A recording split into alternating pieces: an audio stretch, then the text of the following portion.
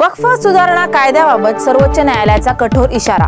अंतरिम आदेशासाठी ठोस आधार आवश्यक। लष्कर-ए-तोयबा संघटनेचा को-फाउंडर आमिर हमजा लाहोरमध्ये अचानक रुग्णालयात दाखल, गंभीर अवस्थेत भरती। नेमकी परिस्थिती आणि कारण अद्याप गुलदस्त्यात। भारताने ऑपरेशन सिंदूर अंतर्गत पाकिस्तान प्रायोजित दहशतवादाविरोधात जागतिक पातळीवर मोहीम सुरू केली आहे। देशभरातल्या मुंबई, बेंगलोर, जालंधर, इंदोर आणि कोलकाता शहरांमध्ये ईडीने आज मोठी कारवाई केली। ऑपरेशन सिंदूर बाबत वादग्रस्त वक्तव्य केल्याच्या प्रकरणी अटक झालेल्या अशोका विद्यापीठाचे सहयोगी प्राध्यापक अली खान महमूदाबाद यांना आज सर्वोच्च न्यायालयाने अंतरिम जामीन मंजूर केला आहे। सांगली जिल्ह्यातील बुधगाव येथे मध्यरात्रीच्या सुमारास एसबीआय बँकेच्या एटीएम वर दरोडा टाकण्यात आला। 15 लाख लंपास।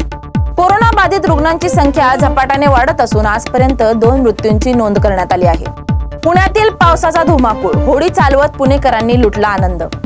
शरद पवार गटाच्या पदाधिकाऱ्यांचा पुण्यात शहराच्या सुरक्षेसाठी भीक मागो आंदोलन। पुणे कंट्रोल रूम मध्ये फोन करून शहरातील 3 ठिकाणी बॉम्ब स्फोट घडवण्याची धमकी।